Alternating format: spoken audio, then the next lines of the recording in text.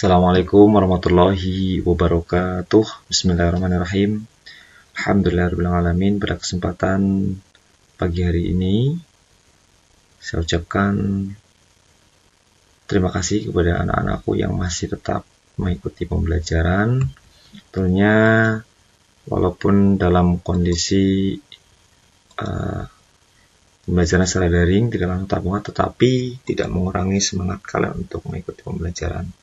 Pada kesempatan pagi hari ini, kita akan masuk kepada pembelajaran daring di pekan yang kedua, yaitu yang akan kita bahas adalah tentang teks berita.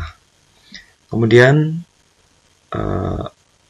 perlu kalian ketahui, di pertemuan sebelumnya, kita berusaha untuk memahami tentang unsur-unsur berita, dan kali ini kita akan mempelajari tentang unsur dan juga struktur teks berita.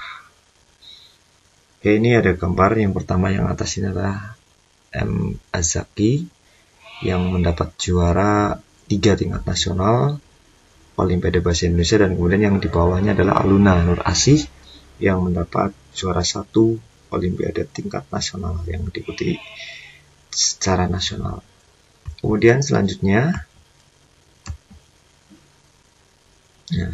struktur dan unsur kebahasaan teks deskripsi. Yang akan kita pelajari itu tentang menelaah struktur dan unsur kebahasaan teks berita. Kita menggunakan kurikulum darurat dengan tujuan pembelajaran. Yang pertama adalah peserta didik dapat memahami. Jadi kalian harus memahami struktur teks berita dengan tepat. Kemudian yang kedua, dapat memahami unsur kebahasaan teks berita dengan tepat. Kemudian yang ketiga, yang terakhir, mampu menyajikan informasi melalui teks berita dengan tepat. Oke, kemudian kita lanjutkan. Struktur teks berita. Ini ada sebuah bacaan, 2 pedagang positif COVID-19, Pasar Majenang ditutup sepekan. Pasar induk Majenang akan ditutup selama sepekan setelah ada 2 pedagang dinyatakan positif COVID-19. Sekretaris Gugus Tugas Percepatan Penanganan COVID-19 Kota Majenang mengatakan Pasar Majenang ini mulai diliburkan mulai Selasa 22 Juni 2021 hingga Senin 28 Juni 2021 mendatang. Ia menyampaikan hasil tes swab yang dilakukan pada hari Ahad 20 Juni 2021 terdapat 2 orang terkonfirmasi positif COVID-19 di Pasar Induk Majenang. Dari dasar itu, kami sebagai tugas khusus merekomendasikan agar Pasar Majenang diliburkan selama 7 hari mulai besok tanggal 22 sampai 28 Juni 2021, kata Kepala Pasar Induk Majenang. Kemudian kita lanjutkan. Selama ditutup, ia menyebutkan Pasar Majenang akan disterilkan untuk dilakukan pembersihan dan penyemprotan disinfektan.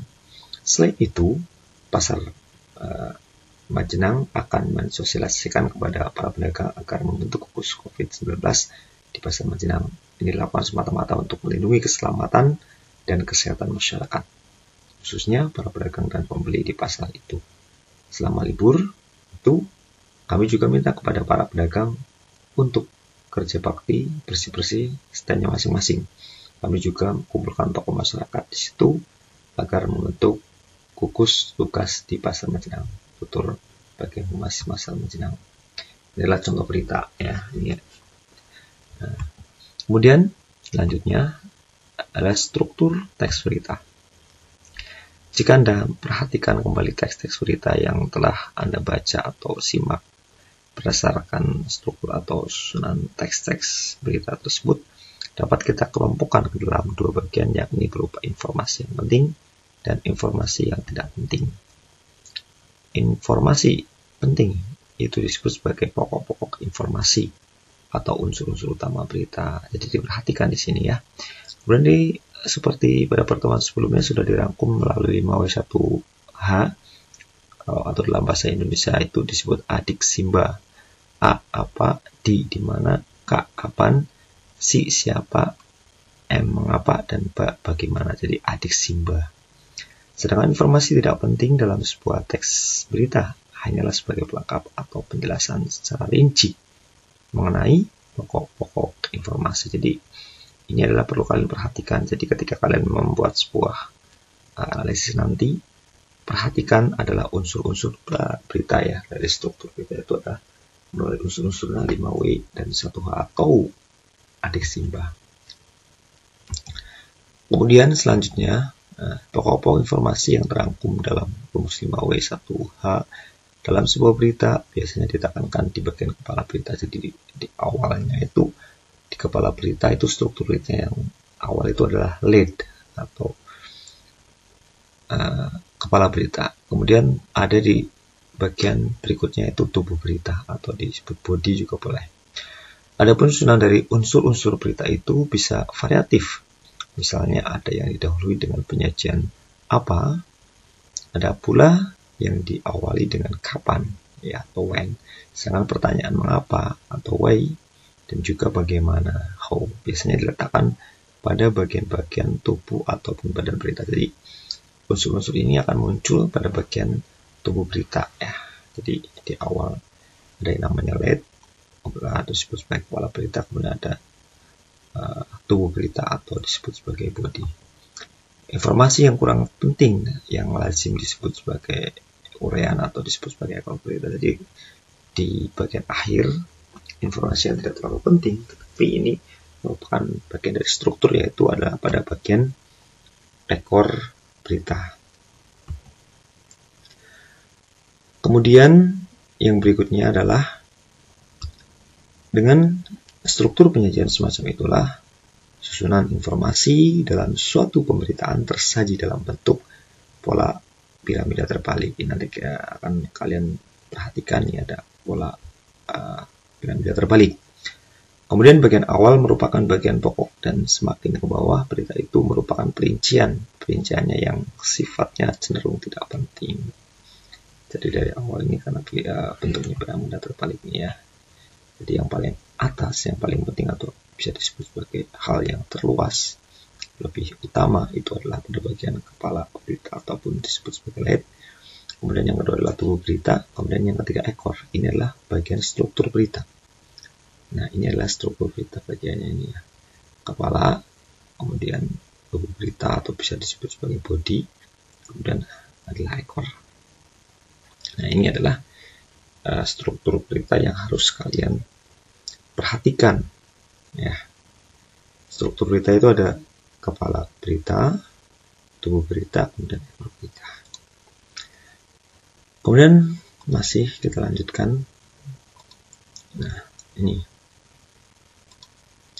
kepala berita merupakan bagian yang dianggap paling penting dari berita yang harus berisi unsur-unsur utama berita berdasarkan 5W dan 1H atau disebut sebagai adik simbah yang mencakup apa, siapa, di mana ataupun kapan. Kemudian yang kedua adalah badan berita atau disebut sebagai body. Badan berita biasanya berisi bagaimana atau mengapa. Nah, berisi deskripsi, narasi atau penjelasan detail dari bagaimana dan mengapa peristiwa atau kejadian. Kemudian yang terakhir adalah yang tidak terlalu penting, berupa penjelasan saja atau disebut sebagai bagian ekor. Bagian ini hanya berisikan penjelasan lanjutan mengenai isi berita yang telah disampaikan pada kepala berita dan tubuh berita atau sebagai pelengkap saja. Nah ini adalah penjelasan dari struktur berita. Kemudian selanjutnya adalah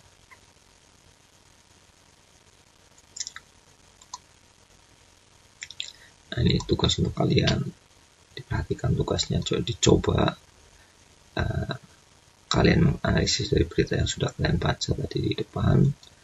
Nah ada beberapa hal yang perlu kalian perhatikan, yaitu untuk menguji pemahamanmu tentang struktur teks berita, kerjakan tugas berikut.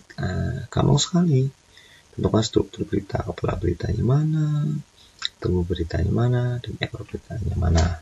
Yaitu ada teks yang berjudul 2 pedagang positif COVID-19, pasar Majenang ditutup sepekan. Nah ini sebagai bahan ujian lah. Silakan kalian boleh mencoba membuat sebuah amalah ya dari sebuah teks berita yang kalian baca dari yang Pak Guru sampaikan tadi.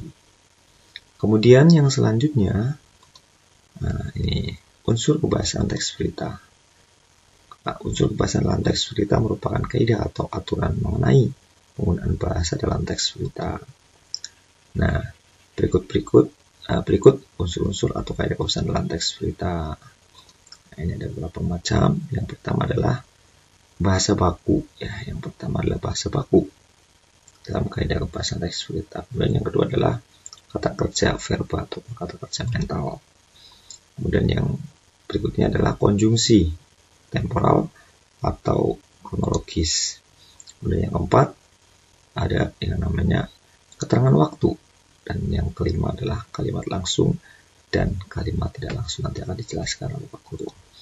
Kemudian yang berikutnya adalah unsur kebahasaan teks berita. Nah, berasal dari penjelasan yang tadi Pak Guru perhatikan, ini adalah penggunaan bahasa baku.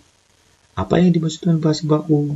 Bahasa baku yang digunakan dalam teks berita harus baku atau sesuai dengan kaidah atau aturan kebahasaan. Jadi benar-benar menggunakan bahasa Indonesia, bukan bahasa yang lain ya. Artinya bahasa-bahasa baku ya. Bahasa baku adalah teks berita dibentuk dari kata-kata baku yang sesuai kaidah bahasa Indonesia ya.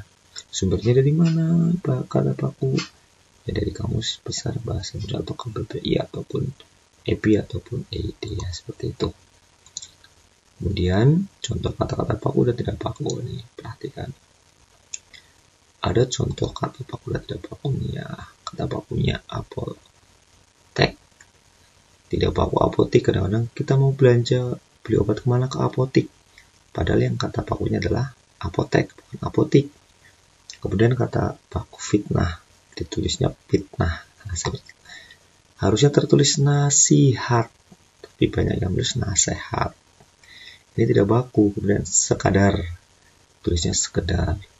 Anugerah, E-nya, yang baku itu ada E-nya, tertulis anugerah. Telepon pakai P, kadang-kadang tulisnya pakai F, jadi telepon.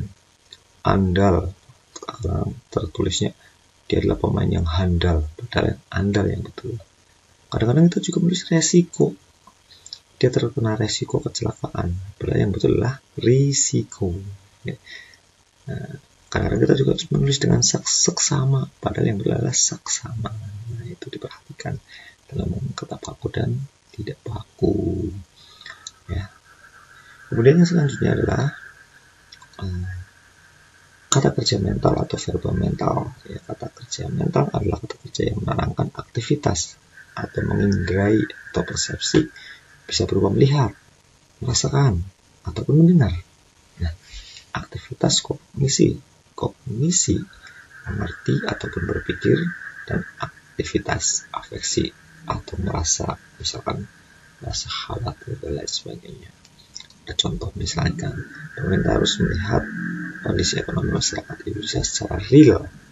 Kata melihat dalam kalimat ini menunjukkan proses mengindrai atau bersifat persepsi dengan indera penglihatan. Nah, ini masih seperti itu. Kemudian yang kedua, saya mengerti bahwa kondisi perekonomian Indonesia saat ini dipengaruhi oleh merosotnya nilai tukar rupiah. Nah, kata mengerti menunjukkan aktivitas proses kognisi lainnya, perlu diperhatikan juga ya. Ini termasuk bagian daripada kata menunjukkan aktivitas proses kognisi. Kemudian yang berikutnya adalah masyarakat Indonesia khawatir dengan kondisi perekonomian Indonesia saat ini. Nah, kata khawatir dalam kalimat ini menunjukkan proses merasa atau disebut sebagai afeksi. Nah, diperhatikan jadi ada 3 contoh ini: melihat, mengerti, dan khawatir. Kemudian selanjutnya, nah ini penjelasannya, kalimat langsung dan kalimat tidak langsung. Nah, fungsi teks berita adalah menyampaikan berita dengan data yang akurat. Nah, data tersebut dapat diwujudkan dalam bentuk kalimat langsung ataupun kalimat tidak langsung. Jadi kalimat boleh berupa kalimat langsung atau tidak langsung. Nah, kemudian kalimat langsung adalah kalimat ujaran yang ditulis kembali secara apa adanya, dan kalimat langsung diapit oleh tanda kutip. Sebaliknya, kalimat tidak langsung adalah kalimat yang telah dibahas atau dibahasakan kembali tanpa mengurangi intinya. Untuk lebih jelasnya, perhatikan contoh berikut. Nah, ini perhatikan. Nah, kalimat langsung. Saya akan memberikan bunga kepada Yaya Tasimang. Ada tanda petik duanya kalimat langsung, dan juga kalian akan mengikuti perkemahan pramuka pada tanggal 29 Agustus. Ini juga ada tanda petik duanya di awalnya kalimat. Nah, ini kalimat langsung saya ingin mengatakan bahwa dia akan memberikan bunga kepada Yaya. Ini tidak langsung dari yang ini. Kemudian mereka akan mengikuti perkemahan pramuka pada tanggal 29 Agustus. Ini juga kalimat tidak langsung. Nah, kemudian berikutnya adalah konjungsi temporal kronologis. Adalah kata hubung yang menunjukkan urutan waktu. Teks berita harus menggunakan kata menghubung. Jadi unsur utama adalah konjungsi temporal yang sering digunakan dalam teks berita. Contohnya ini lalu, sejak, kemudian, selama, sudahnya, semenjak, setelah itu. Nah, ini adalah contoh-contoh dari konjungsi temporal menggunakan keterangan waktu. Kata ini menjelaskan waktu ketika suatu peristiwa terjadi. Beberapa keterangan waktu yang sering muncul dalam teks berita adalah kemarin, biasanya, pernah, sering, sejak, sementara, dahulu, keesokan harinya, tadi, terkadang, sekarang, dan selalu. Adalah menggunakan keterangan waktu. Nah, begitu ya. Jadi berikutnya adalah bahasa berita dan ragam jurnalistik. Bahasa berita termasuk dalam bahasa jurnalistik.